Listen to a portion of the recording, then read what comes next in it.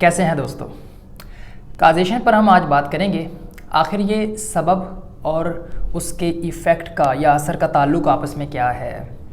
क्या कायनात के अंदर ये जो काजेशन का फ़ेनोमेना है ये इंट्रिंसिक है, बुनियादी हकीकत है, या फिर काजेशन जो है वो महज हमारे जहन का एक धोखा है, इल्यूजन है। इन सवालों पे हम बात करेंगे क्लोज़र टू ट्रूथ के प्रोग्राम व्हाट इज़ काजेशन की मदद से।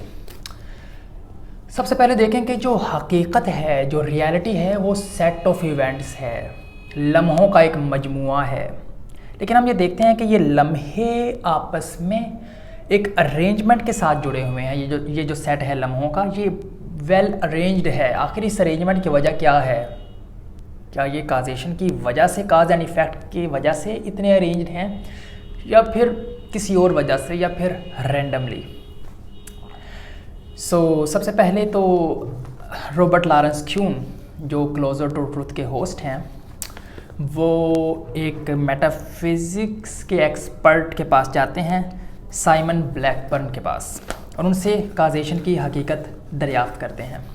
साइमन डेविड ह्यूम का हवाला देते हैं। कहते हैं कि अकॉर्डिंग टू डेविड ह्यूम, जो हम अपने एक्सपीरियंशली, अपने हवास के ज़रिए काजेशन को महसूस नहीं कर सकते, बल्कि हम सिर्फ ये देख सकते हैं कि डिफरेंट इवेंट्स किस तरह से, किस तरतीब के साथ हुए। फॉर एग्ज़ाम्पल, मैं ये ताली बजाता हूँ। अब पहले मैंने ताली बजाई, फिर उस ताली से आवाज़ पैदा हुई, फिर उस आवाज़ से मेरे कानों में समात हुई, मेरे कानों ने सुना। तो ये 3 इवेंट्स थे।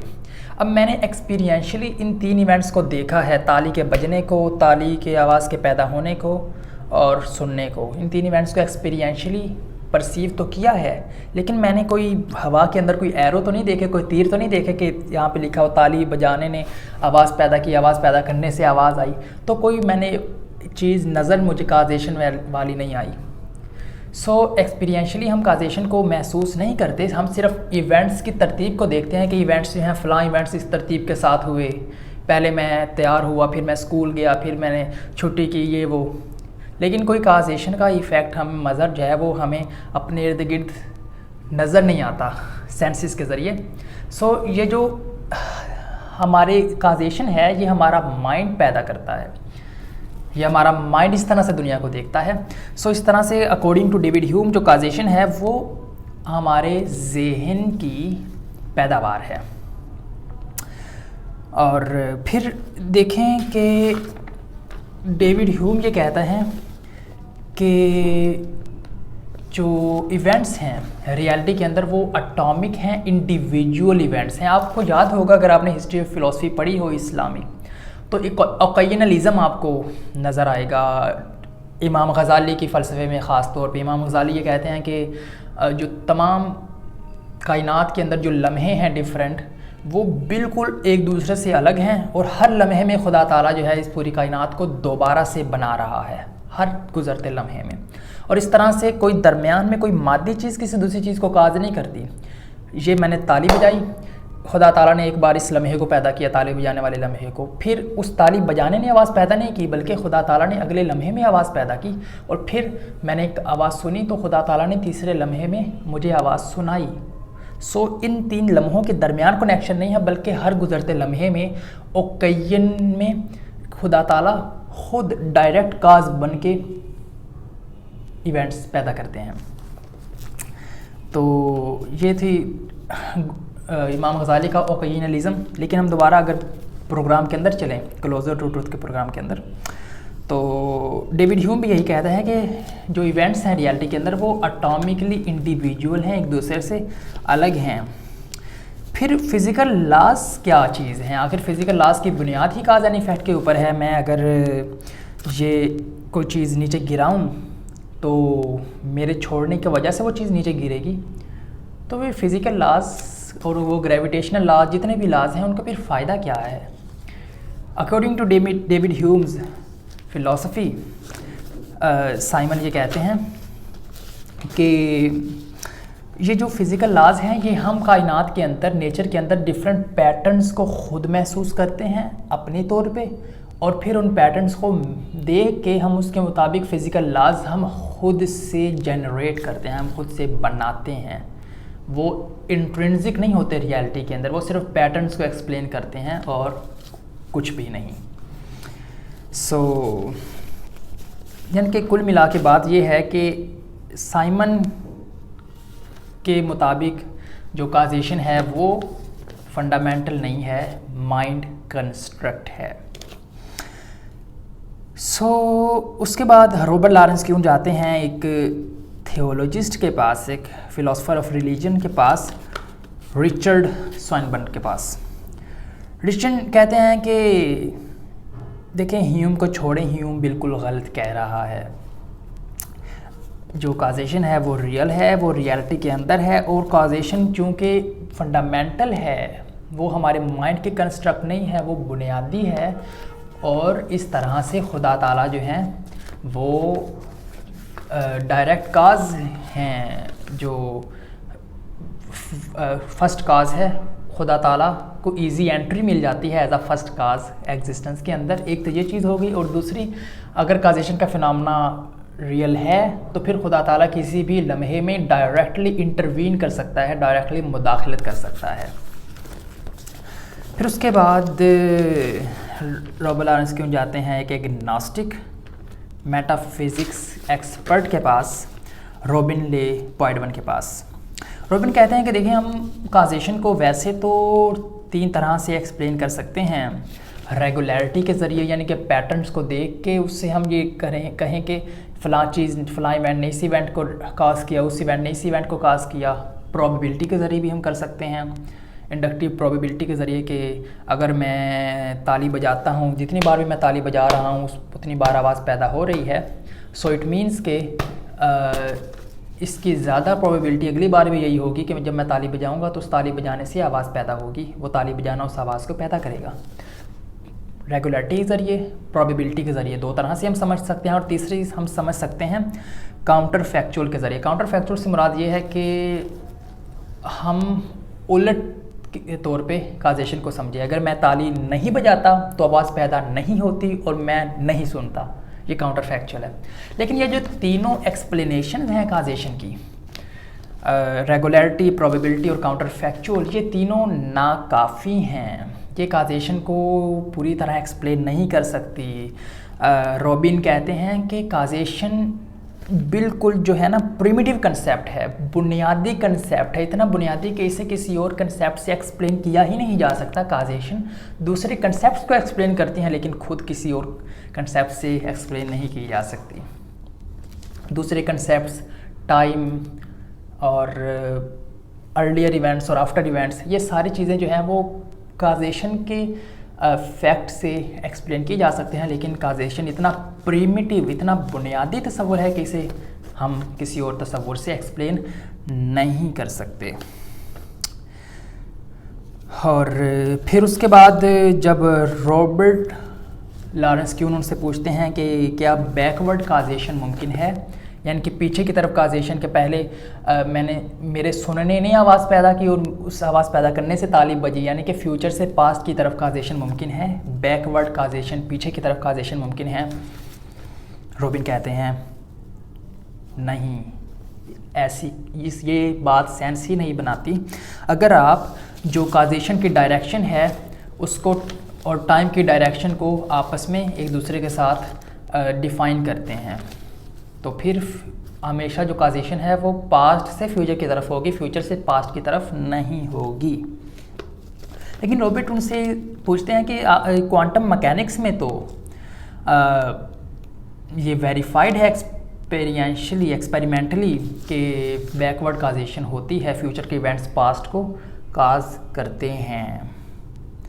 रॉबिन कहते हैं कि अगर ऐसा है, अगर ऐसा जेन्युइनली है, तो ये फ़िलासफ़ी ऑफ काजेशन के अंदर बहुत बड़ी मुश्किल पैदा कर देगा। और मेरा ये ख्याल है कि काजेशन जो है वो बुनियादी है, कायनात के अंदर प्रिमिटिव है। फिर रॉबर्ट लॉरेंस क्यून एक फ़िलासफ़र के पास जाते हैं जो एक्सपर्ट हैं नेचर ऑफ टाइम के ऊपर, वक्त की नेचर के ऊपर वो एक्सपर्ट हैं। ह्यू प्राइस के पास। ह्यू प्राइस जो है वो फिज़िक्स ऑफ स्पेस टाइम का हवाला देते हैं। वो कहते हैं according to space time relativity के अंदर जो स्पेस टाइम है उसकी कोई इंट्रिंसिक डायरेक्शन नहीं है, वो हर तरफ है, उसकी कोई एक डायरेक्शन नहीं है कि वो पास्ट से प्रेजेंट की और प्रेजेंट से फ्यूचर की तरफ जा रहा हो, नहीं, बल्कि स्पेस टाइम के अंदर तो प्रेजेंट पास्ट और फ्यूचर में कोई फ़र्क ही नहीं है, वो एक ही वक्त में मौजूद हैं, एक ही जगह पे। अब मैं वर्ड यूज़ नहीं कर पा रहा, एक ही जगह पे देयर इज़, वो यहाँ पे मौजूद हैं, तो उनमें कोई डिफरेंस ही नहीं है। जब पास्ट और फ्यूचर में कोई डिफरेंस नहीं है तो फिर डायरेक्शन का ताल्लुक कैसे आ गया कि माजी से मुस्तकबिल की तरफ जा रहे हैं।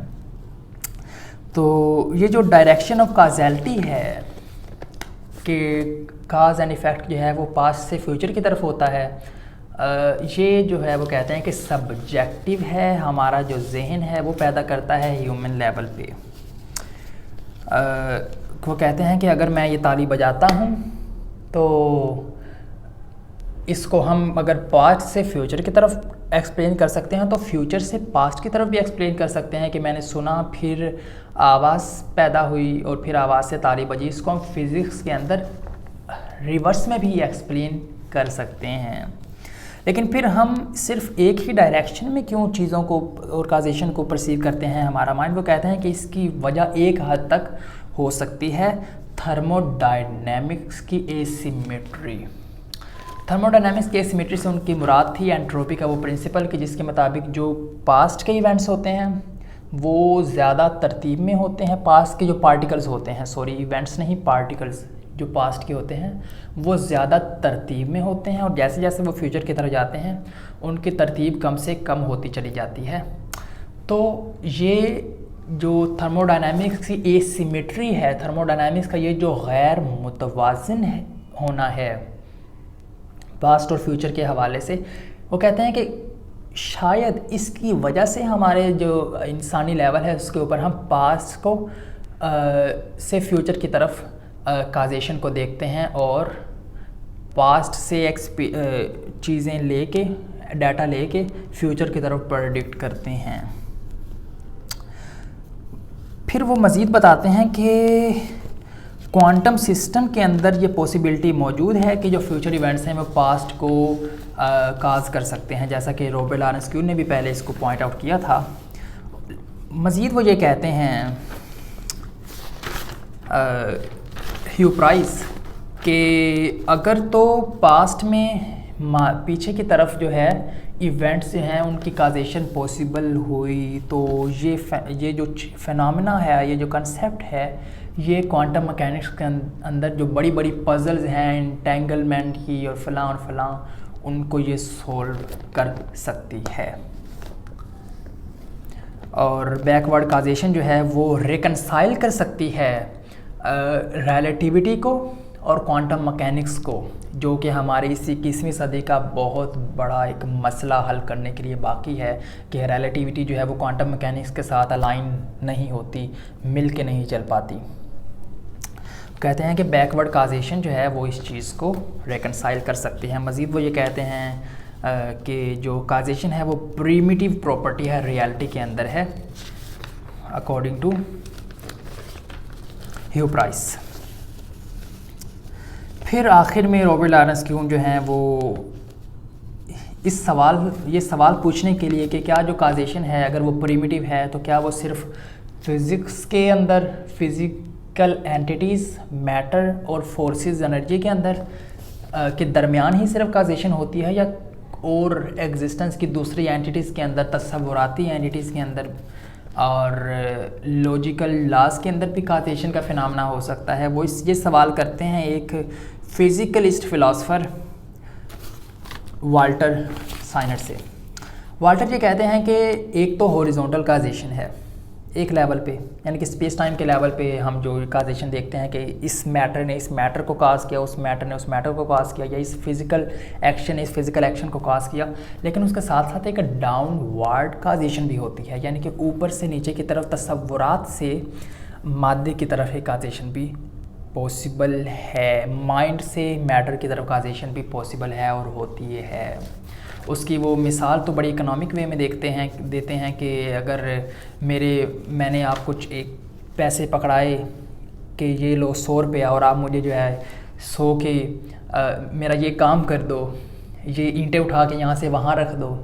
तो वो जो पैसा था वो बेसिकली एक कंसेप्ट था जो मैंने अपने जहन से उसको ट्रांसफ़र किया और फिर उसने एक फ़िज़िकल एक्शन किया ईंटें उठा के। तो वो कहते हैं कि माइंड जब कायनात के अंदर आ जाता है तो फिर डाउनवर्ड काजेशन भी पॉसिबल होती है, माइंड से मैटर की तरफ काजेशन। ये बड़ा मज़ेदार कंसेप्ट था और इसको वो मेंटल काजेशन का नाम देते हैं, वाल्टर। सो आखिर में रॉबर्ट लॉरेंस क्यून इसको समराइज़ करते हैं कि देखें, मैं श्योर नहीं हूँ कि काजेशन जो है वो बुनियादी है या फिर हमारे जहन की पैदावार है। वो कहते हैं लेकिन एक चीज़ तय है कि अगर तो काजेशन बुनियादी है, प्रिमिटिव है, तो फिर फ़िज़िक्स से बियॉन्ड दुनिया होने का जो प्रोबेबिलिटी है, चांस है, वो ज़्यादा हो सकता है। फ़िज़िकल वर्ल्ड से बियॉन्ड खुदा ताला के होने का, शऊर के होने का, फ़िज़िकल लॉज का, मेटाफिज़िकल एंटिटीज़ का, इन सब चीज़ों का होना जो है वो फिर उसका चांस बढ़ जाता है। लेकिन अगर सिर्फ अगर काजेशन नहीं है, हमारे जहन की पैदावार है, तो फिर हमारे तरफ में ये जो इवेंट्स हैं, ये जो फ़िज़िकल फ़ेनोमेनास हैं, सिर्फ यही इस दुनिया में वजूद के अंदर होगी, इसके चांसेस ज़्यादा हैं।